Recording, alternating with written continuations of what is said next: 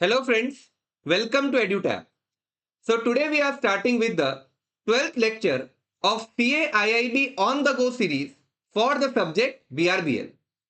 And our agenda will be to complete assignment, appropriation and set off. देखिए, अब तक जितने भी क्लासेस हो चुके हैं उसमें सबसे आसान कंटेंट आज का ही है, इसलिए एकदम रिलैक्स हो जाओ, शांत रहो, क्योंकि काफी सारी इंटरेस्टिंग बातें सीखने को मिलेगी, तो एकदम मजा आने वाला है। तो लेकर प्रभु का नाम, आइए चर्चा शुरू करें। Now before moving ahead, let me inform you कि एडिटैप ने बहुत एफर्ट्स लेकर आप लोगों के लिए कुछ फ्री मटेरियल्स तैयार किए हैं। तो डिस्क्रिप्शन बॉक्स में दिए गए लिंक पे क्लिक करने से एक ऐसा पेज खुल जाएगा। Now these e books contains the most important topics, solve past year questions with answer key, practice MCQs and detailed syllabus. करना क्या है, you just need to fill your credentials, tick in this check box, तो ये ई book download हो जाएगा और एकदम मौज मस्ती से पढ़िए। Further we are also going to launch some courses also, so stay tune to our YouTube channel. Sir देखिए, बातें बहुत हो गई, अब आप पढ़ाना शुरू कीजिए। तो आपका हुक्म सर आंखों पे। सर ये अप्रोप्रिएशन, सेट ऑफ और असाइनमेंट के बारे में आप पूरा बताएंगे क्या? जी हां, 100% क्लैरिटी मिल जाएगी। Yes, so let's start with this part. मैं आपके सामने एक एग्जाम्पल प्रस्तुत करने जा रहा हूं, अगर ये समझ में आया तो अप्रोप्रिएशन टॉपिक समाप्त। एक बैंक है, इसमें अमन ने 4 लोन लेके रखे हैं। बैंक से 4 लोन लिए हैं, A B C D. Loan A का प्रिंसिपल अमाउंट है 50,000 रुपए का, इंटरेस्ट है 8,000। ये लोन कब लिया गया? 1 अप्रैल 2020। फिर लोन बी का प्रिंसिपल अमाउंट है 60,000, interest 7,500 and this loan was taken on 1st April 2021.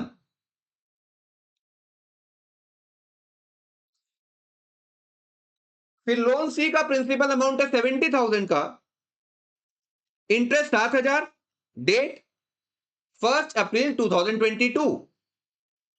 और लोन डी है 80,000, interest 8,000 and this loan was taken on 1st April 2022। थोड़ा ध्यान से ऑब्जर्व करो कि लोन सी और लोन डी का जो डेट है इट इज सेम। सबसे पुराना लोन कौन सा हुआ? लोन ए, क्योंकि ये 1 अप्रैल 2020 को लिया गया था। अब अमन ने 25,000 डिपॉजिट करवाए और ये कस्टमर स्पेसिफाई करता है कि this 25,000 is required to be adjusted against loan B. तो अमन ने ये बता दिया ना कि इस 25,000 को लोन बी से एडजस्ट किया जाए। तो लोन बी में कितना अमाउंट है? 67,500। इससे मैंने 25,000 डिडक्ट कर दिया, तो अभी भी 42,500 अमन को देने हैं। सिंपल है। अच्छा, ये जो 25,000 रुपए अमन ने डिपॉजिट करवाए हैं, तो मैं काम करता हूं, 67,500 के 2 टुकड़े कर देता हूं। 60,000 है मेरा प्रिंसिपल अमाउंट और 7,500 है मेरा इंटरेस्ट अमाउंट। तो this 25,000 will be first adjusted against interest। तो 25,000 से 7,500 हम लोग माइनस कर दे तो कितना है? 17,500। अब इस 17,500 को 60,000 से हम लोग एडजस्ट करेंगे। तो जो भी पैसे एक कस्टमर डिपॉजिट करवाता है, पहले उससे इंटरेस्ट का एडजस्टमेंट होगा and then principal. So this 42,500 is the principal remaining और interest portion has got cleared. Okay? अब ये समझो कि अगर अमन ने कोई इंस्ट्रक्शन ना दिया होता, जैसे अमन 25,000 डिपॉजिट करवा रहा है, यहां पे तो ये बोल दे रहा है ना कि आप इसको लोन बी के साथ एडजस्ट करो। अगर ये नहीं बोलता, अब बैंक का डिस्क्रिशन हो जाता कि चलो हम लोग अपने हिसाब से इस 25,000 को एडजस्ट कर दें। पहले अमन ने कहा था कि आप लोन बी के साथ एडजस्ट करो। अब क्योंकि Aman has not given any instruction, therefore bank chooses to adjust this 25,000 against loan D. अब लोन डी का कितना अमाउंट है? 88,000। तो इससे 25,000 माइनस कर दिया, 63,000। अच्छा, अब एक सवाल दिमाग में आ रहा होगा कि बैंक ने भी कोई, अमन ने भी कोई इंस्ट्रक्शन नहीं दिया, बैंक भी चूज नहीं कर रहा है, तब क्या होगा? तो एज पर सेक्शन 61, ये सब देखो सेक्शन 60 है, सेक्शन 61 है, यहां पे सेक्शन 59 है ना, ये सब कुछ है in relation to Indian contract act 1872। तो as per section 61 payment goes to the oldest loan first. सबसे पुराना लोन कौन सा था? लोन ए, क्योंकि ये 1 अप्रैल 2020 को लिया गया है। लोन ए का अमाउंट कितना है? 50,000 प्लस 8,000। तो 58,000 को 25,000 माइनस कर दीजिए, 33,000 आ जाएगा। फिर if the debts are of equal standing, जैसे कि लोन सी भी हमने 1 अप्रैल 2022 को ही लिया था और लोन डी भी 1 अप्रैल 2022 को ही लिया गया, तो क्या इसका इक्वल स्टैंडिंग है? Yes, as both were taken on the same date. तो यहां पर अगर अमन ने 25,000 रुपए डिपॉजिट करवाया ना, तो ये 25,000 का एडजस्टमेंट प्रोपोर्शनेटली किया जाएगा। बस अप्रोप्रिएशन इतना ही है और कुछ नहीं है। So this topic is related with 3 sections of the Indian Contract Act 1872, section 59, section 60 and section 61। बस अब रीड करिए कि when a customer, हमारे एग्जांपल में वो कस्टमर कौन है? अमन। owes the bank, मतलब कस्टमर को बैंक को देने हैं मोर देन वन डेट। इसने 4 लोन लिए थे, loan A, B, C and D, and makes a payment, उसने 25,000 का पेमेंट भी किया। So when a customer owes the bank more than one debt and makes a payment, the right to decide, क्या customer के पास ये right है कि नहीं कि वो डिसाइड करे कि ये 25,000 के पेमेंट को हम कौन से डेट के साथ एडजस्ट करेंगे? This is known as right of appropriation. तो सबसे पहला राइट डेटर का होता है, कस्टमर का होता है। तो as per section 59 of the Indian contract act 1872, the debtor has the first right of appropriation. इसमें पहले इंटरेस्ट को एडजस्ट किया जाएगा, फिर प्रिंसिपल। फिर सेक्शन 60 कहता है कि अगर डेटर ने ये स्पेसिफाई नहीं किया कि मेरे 25,000 को कौन से डेट के साथ एडजस्ट किया जाए, तब फिर ये right to appropriate the payment bank के पास चला जाता है, जिसे हम क्रेडिटर भी कह सकते हैं। डेटर वो होते हैं जिनसे पैसे लेने हैं, क्रेडिटर वो होते हैं जिन्हें पैसे देने हैं। तो बैंक को तो पैसे देने हैं ना, तो वो क्रेडिटर बन गया। फिर सेक्शन 61 कह रहा है कि इफ नाइदर पार्टी अप्रोप्रिएट्स, ना ही बैंक अपने राइट को एक्सरसाइज कर रहा है, ना ही कस्टमर अपने राइट को एक्सरसाइज कर रहा है, तो उस सिचुएशन में payment will be applied to debts in order of time. सबसे पुराना डेट जो होगा ना, उसके साथ एडजस्ट कर दो। If debts are of equal standing, एक ही दिन में मैंने लोन सी और लोन डी लिया था, तो payment will be applied proportionately. एकदम सिंपल है ये। अगर ये एग्जांपल क्लियर हुआ तो अप्रोप्रिएशन कंसेप्ट आप जिंदगी में नहीं भूलोगे। तो दिस इज डन। ओके, फिर आइए सेट ऑफ में। ये तो और ज्यादा आसान है, मतलब अपने आप को सौभाग्यशाली मानो कि इस जन्म में भगवान ने, इस धरती में भगवान ने हमें भेजा है और हम लोग को इतना आसान आसान टॉपिक पढ़ने को मिल रहा है। सर आप भी भाग्यशाली है क्या? हाँ मैं भी भाग्यशाली हूं, क्योंकि मुझे आप जैसे लोगों को पढ़ाने का मौका मिल रहा है। तो set off, right of set off, it is also known as the right of combination of accounts. Right of set off को हम लोग right of combination of account भी बोलते हैं। ऐसा क्यों बोला जा रहा है, मैं एग्जाम्पल के थ्रू समझाऊंगा। Set off means combining of accounts where one account is debit and the other one is credit. अच्छा, बिफोर एक्सरसाइजिंग, मतलब इस राइट को एक्सरसाइज करने से पहले कस्टमर को नोटिस देना पड़ेगा ही पड़ेगा। सर आप उदाहरण दीजिए, ऐसे तो कुछ पल्ले पड़ नहीं रहा है। ठीक है, एक ग्राहक है मिस्टर ए, इसने ओवरड्राफ्ट लोन लिया 50,000 रुपए का, बढ़िया बात है। Now from bank he has a credit balance of 40,000 in his savings account. इसने लोन लिया 50,000 का, इसके सेविंग्स अकाउंट में 40,000 पड़े। अब बैंकर के पास ये राइट है, बैंकर के पास ये राइट होता है कि इन दोनों अकाउंट को वो कंबाइन कर दे। देखो ये है मेरा अकाउंट 1 जो ओवरड्राफ्ट के रिलेशन में है, और ये है मेरा अकाउंट 2 जो मेरा सेविंग्स अकाउंट है। So the banker has the right to combine both the accounts. तो एक क्रेडिट में एक डेबिट में, ये मेरा डेबिट है और ये मेरा क्रेडिट है। अगर इन दोनों को हम जोड़ दे तो फिर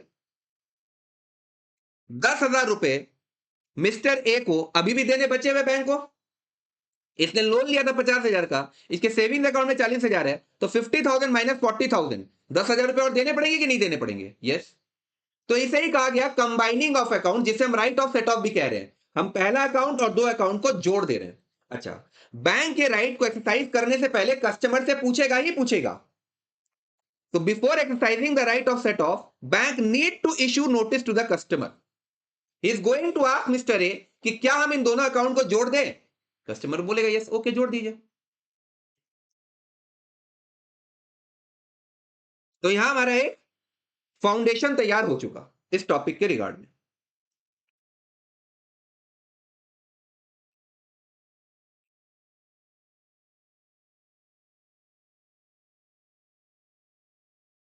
ये इसी एग्जाम्पल को मैंने थोड़ा पिक्चर फॉर्म में आपके सामने रख दिया है कि कस्टमर था मिस्टर ए, इसके सेविंग्स अकाउंट में 40,000 है, ओवरड्राफ्ट में 50,000 है, तो दोनों को सेट ऑफ कर दिया गया, तो 10,000 रुपए अभी भी देने बचे हुए हैं। ठीक है, अब आगे, both accounts should be in the same rights and in the same capacity. Sir ये क्या लिखा हुआ है? इसके रिगार्ड में बहुत सारे एग्जाम्पल्स है मेरे पास, एकदम शांति से सुनना। जैसे लोन लिया गया है in the name of Ram and Shyam, loan लिया गया in the name of mister Ram and mister Shyam. अब डिपॉजिट हुआ है in the name of Ram. क्या यहां सेट ऑफ चलेगा कि नहीं चलेगा? जी हां। ऐसे ही समझ लो कि अगर डिपॉजिट हुआ है in the name of Shyam, तो यहां पर भी सेट ऑफ अलाउड है। अगर डिपॉजिट किया गया in the name of Ram and Shyam दोनों, तो यहां पर भी सेट ऑफ होगा। देखो, लोन लिया गया है in the name of Ram और श्याम। अब अगर डिपॉजिट कर रहा है राम, तो एडजस्ट करना ही है, सेट ऑफ होगा ही होगा। अगर डिपॉजिट श्याम कर रहा है तो भी सेट ऑफ करेंगे हम। अगर डिपॉजिट राम और श्याम दोनों करे तो भी सेट ऑफ अलाउड है। ये फिफ्थ केस देखिए क्या लिखा हुआ है कि डिपॉजिट किया गया in the name of Ram and Hari. तो क्या यहां हम सेट ऑफ अलाउ करने वाले हैं? नहीं, बिकॉज हरि ऑब्जेक्शन कर देगा ना। लोन तो लिया था राम और श्याम, डिपॉजिट हो रहा है राम और हरि के नाम पे, तो हरि कैसे अलाउ करेगा कि भैया आप सेट ऑफ कर दो? नो। फिर डिपॉजिट है in the name of Ram Shyam and Hari, यहां पर भी सेट ऑफ चौलबे ना। सिंपल सा बात है। आप लोन देखिए किसके नाम पे लिया गया है, राम और श्याम के, तो अगर सिर्फ राम डिपॉजिट कर रहा है सेट ऑफ, अगर सिर्फ श्याम डिपॉजिट कर रहा है तो भी सेट ऑफ, अगर राम और श्याम दोनों कर रहे हैं तो भी सेट ऑफ अलाउड है। इसके अलावा कोई भी case no. Okay, so both the accounts should be in the same right and in the same capacity. I think so अब आपको थोड़ा थोड़ा समझ में आने लग गया। सर पूरा समझ में नहीं आया, कुछ और एग्जांपल दीजिए। ठीक है, जैसा आप बोलोगे वैसा मैं मानूंगा। तो लोन लिया गया in the name of Rama. अब अगर डिपॉजिट रमा करेगी तो हम सेट ऑफ अलाउ कर देंगे, या फिर डिपॉजिट है in the name of Rama and sons जिसका प्रोप्राइटर भी यही है, तो यहां पर भी सेट ऑफ की मंजूरी मिल जाएगी। अब डिपॉजिट है in the name of Rama and Radha, खुद रमा एंड राधा, खुद सोच के बोलिए क्या यहां पर विल द सेट ऑफ का राइट एक्सरसाइज किया जा सकता है? नहीं। फिर डिपॉजिट है in the name of Rama Radha and Sita, यहां पर भी नहीं। फिर डिपॉजिट है in the name of trust where Rama is a trustee, Rama ने अपने पर्सनल कैपेसिटी में लोन लिया है और यहां डिपॉजिट किया जा रहा है ट्रस्ट के नाम पे, तो कैसे हम सेट ऑफ अलाउ करेंगे? नो। फिर देखिए, लोन लिया ए ने अपने पर्सनल कैपेसिटी में और डिपॉजिट हुआ है कंपनी के नाम पे, तो क्या यह set off will be allowed? No. फिर लोन लिया है A, loan by A as trustee, मतलब अपने पर्सनल कैपेसिटी में इसने लोन लिया और डिपॉजिट किया गया है in the name of trust, यहां पर भी सेट ऑफ नहीं हम लोग मंजूरी देंगे। फिर लोन लिया मिस्टर ए ने और डिपॉजिट किया है बी ने जो इसका गारंटर है, तो यहां पर हम सेट ऑफ कर देंगे। आप गारंटर बने क्यों? गारंटर का क्या मतलब हुआ कि अगर ए पैसे ना दे पाया तो मैं दे दूंगा, तो आप अगर डिपॉजिट करोगे तो यहां पर भी हम सेट ऑफ की मंजूरी देंगे। ओके, फिर loan in the name of customer X Y Z chemical जो एक पार्टनरशिप फर्म है, अब डिपॉजिट किया गया in the name of X, क्या सेट ऑफ है? यस। फिर deposit in the name of Y, यहां पर भी सेट ऑफ इज अलाउड। देखो पार्टनरशिप फर्म में ना अनलिमिटेड लाइबिलिटी रहता है, आई थिंक सो आपको ये पता होगा, और अगर नहीं पता तो आगे मैं आपको समझाऊंगा आगे आने वाले लेक्चर्स में। फिर deposit in the name of Z, यहां पर भी सेट ऑफ की मंजूरी मिलेगी। Deposit in the name of X and Y allowed, Y and X yes, X and Z हाँ, वाई एंड जेड यहां पर भी yes, X Y and Z और एक्स वाई जेड केमिकल्स हाँ। ये तो एकदम ही सिंपल था। आपको सिंपल देखना है कि लोन किसके नाम पे लिया गया, एक्स वाई जेड केमिकल्स, तो एक्स ने अगर डिपॉजिट किया यस, वाई ने डिपॉजिट किया यस, जेड ने डिपॉजिट किया यस, एक्स एंड जेड हाँ, वाई एंड जेड हाँ, तो जितना चाहे उतना परम्यूटेशन कॉम्बिनेशन बना लो। अच्छा अगर ऐसा होता कि डिपॉजिट किया गया है in the name of X and A, तो क्या हम सेट ऑफ अलाउ करते? नहीं, तब नहीं करते। ठीक है। So with regard to partnership firm कुछ इंपॉर्टेंट नोट्स है वो आप पढ़ लीजिए कि X Y Z and sons is a partnership firm और उसके पार्टनर है पी क्यू एंड आर। देखो पार्टनरशिप फर्म का नाम क्या है, X Y Z and sons, और उसके पार्टनर है पी क्यू एंड आर। अब समझ लो अगर लोन लिया गया in the name of X Y Z and sons और डिपॉजिट करवाया गया है in the name of P Q R, तो क्या सेट ऑफ हम अलाउ करेंगे? हाँ। ध्यान से पढ़िए यहां पर क्या है कि X Y Z and sons सिर्फ और सिर्फ ये पार्टनरशिप फर्म का नाम है और कुछ नहीं, बट पार्टनर तो उसके पी क्यू एंड आर ही है। तो अगर डिपॉजिट करवाया गया in the name of P या in the name of Q या in the name of R, या डिपॉजिट केस करवाया गया in the name of P and Q या P and R, Q and R, P Q and R, तो ये सब कुछ सेट ऑफ हम लोग अलाउ करने वाले हैं। Set off is okay. तो ये खत्म, ये खत्म। फिर X Y Z and sons is a partnership firm और उसके पार्टनर है पी क्यू एंड आर, जिसमें आर आपका स्लीपिंग पार्टनर है, मतलब वो उतना एक्टिव नहीं है। अब अगर लोन लिया जाए in the name of X Y Z and sons और डिपॉजिट करवाया गया है in the name of P Q and R, तो आर एक स्लीपिंग पार्टनर के होने के बावजूद भी सेट ऑफ इज ओके। तो set off rule is also applied on a sleeping partner. Simple था। हमने अब तक काफी सारी बातें सीख ली है। अब ये लास्ट 2 पॉइंट्स है, A B. Bank can't recover future instalments under right of set off. जैसे कि समझो कि मैंने एक लोन लिया 3 लाख रुपए का, ठीक है। अब इसमें इंटरेस्ट लग जाता है से कितना जोड़ू मैं, नहीं तो इसको ऐसे कर देते हैं, लोन का अमाउंट मैं 2,70,000 कर देता हूं ताकि मैथमेटिकली मेरे लिए थोड़ी आसानी हो, और 30,000 रुपए में इंटरेस्ट जोड़ देता हूं, तो 3 लाख रुपए हो गए। अब 12 महीने से अगर 12 मंथ से इसे मैं अगर डिवाइड करूं तो हर एक महीने में मेरा ईएमआई कितना आ रहा है? 25,000 का। ये सब सब हाइपोथेटिकल फिगर्स है, ठीक है। अब एज ऑन 1 अप्रैल 2026 में खड़ा हुआ हूं और मैंने लोन लिया था पहले जनवरी को, 1 जनवरी को।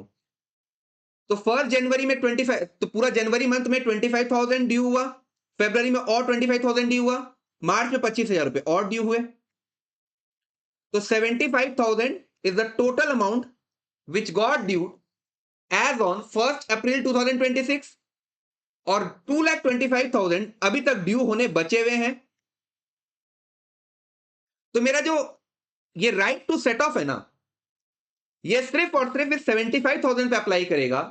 फ्यूचर जो इंस्टॉलमेंट्स आने वाले हैं उस पे right to set off apply नहीं करता। तो bank can not recover, it can't recover future instalments under right of set off. अच्छा, बैंक के पास ये जो राइट होती है ये कहीं पर भी एक्ट में डिफाइन नहीं किया गया है, ये कस्टमर और बैंक के बीच में एक इंप्लाइड कॉन्ट्रैक्ट है। जैसे ही आपने बैंक के पास जाकर कोई अकाउंट खुलवाए और सेविंग्स अकाउंट खुलवाया और अगर आपने कोई लोन लिया है तो बैंक, ये इंप्लाइड है कि बैंक सेट ऑफ कर सकता है, ठीक है। बस बैंक को आपसे पूछना पड़ेगा। अच्छा सर, हर केस में पूछना जरूरी है क्या? नहीं, कुछ सिचुएशंस में वो एक्सेप्शंस भी है उसके। So automatic right of set off arises in the following circumstances. अच्छा, automatic right of set off का क्या मतलब हुआ कि बैंक को नोटिस देने की दरकार नहीं है कस्टमर को, वो अपने आप ही एडजस्ट कर लेगा।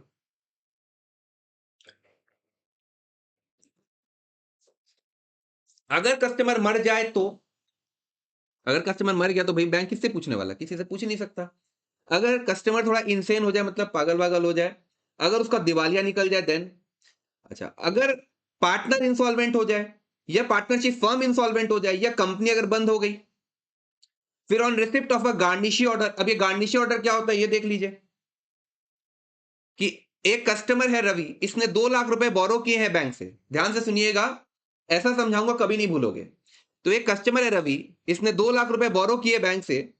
अब कोई भी रीजन के कारण ये पे नहीं करता, मतलब नहीं, ये बोल दे पैसा नहीं है मेरे पास, तो बैंक क्या शांति से बैठ जाएगा कि कोर्ट में केस फाइल करेगा? ये bank is going to file a case in the court.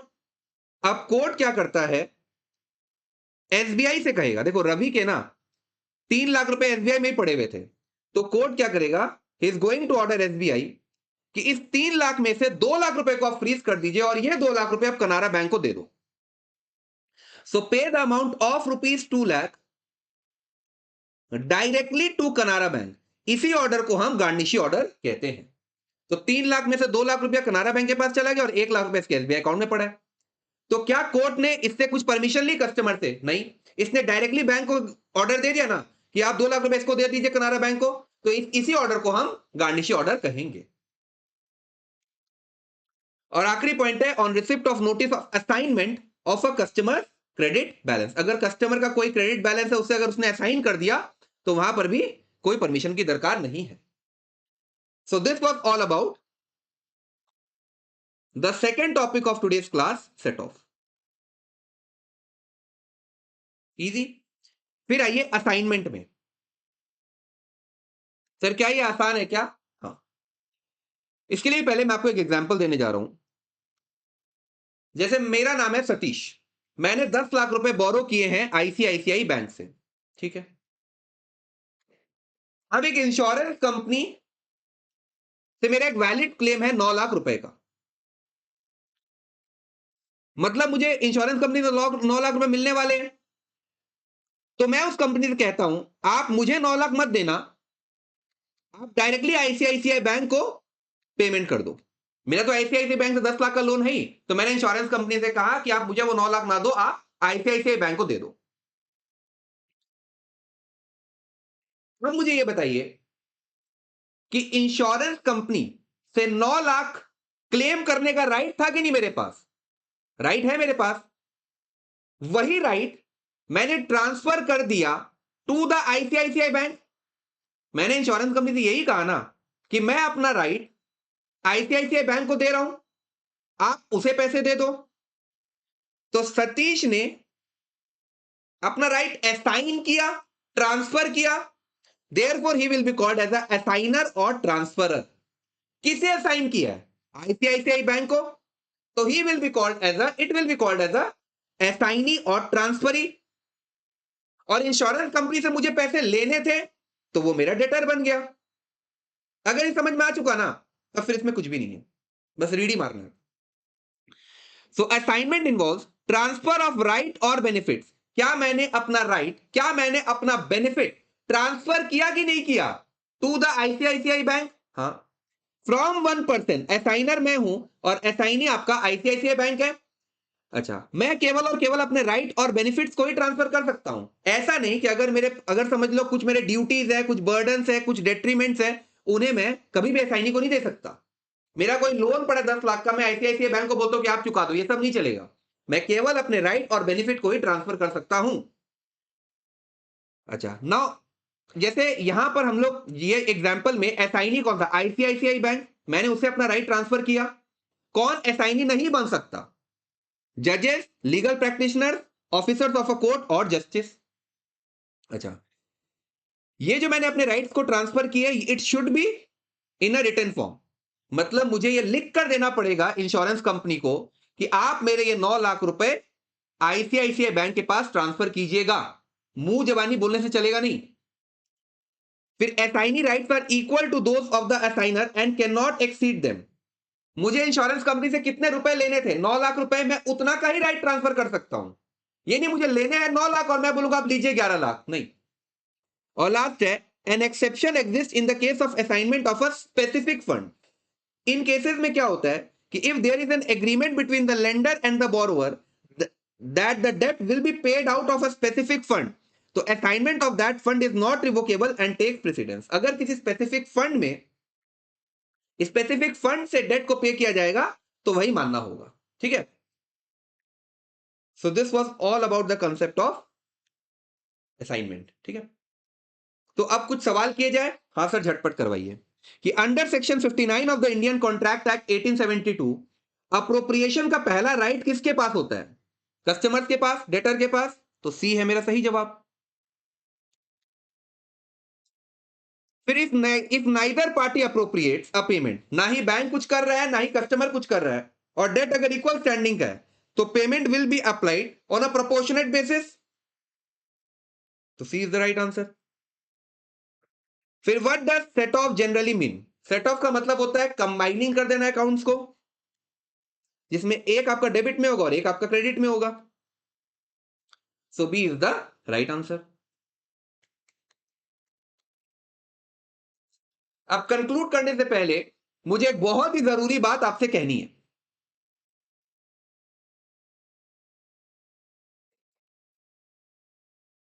देखिए, आप एड्यूटैब के वेबसाइट में जाके इन कोर्सेज सेक्शन में चले जाइए।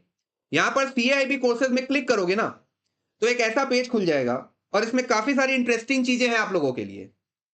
We have launched our complete test series and this test series incorporates the solved previous year questions, chapter wise आपको mock test मिलेंगे और फुल लेंथ मॉक टेस्ट भी है। इसमें आपके इसमें आपका ईयर 2024 में जो आपके दो पेपर्स हुए थे, 25 में जो दो पेपर्स हुए हैं और 26 में जो एक पेपर हुआ है, उन सबको इंकॉर्पोरेट कर दिया गया है विद डिटेल सोल्यूशन। तो इसको आप आराम से एंजॉय कीजिए। एग्जाम को पास करने में इसका रोल बहुत जबरदस्त होने वाला है। Further we have also launched our master course. अब इन मास्टर कोर्स में या टेस्ट सीरीज में कह लीजिए, सब में इंडिपेंडेंस डे ऑफर सेल चल रहा है 80% का। तो आपको एक कोड फीड करना पड़ेगा, फ्रीडम 80, जिससे आप ये डिस्काउंट अवेल कर पाओगे। और ये ऑफर हम लोगों का 10th to 12th अगस्त तक चलने वाला है, ठीक है? तो आई होप सो आज का क्लास आपको बहुत अच्छा लगा।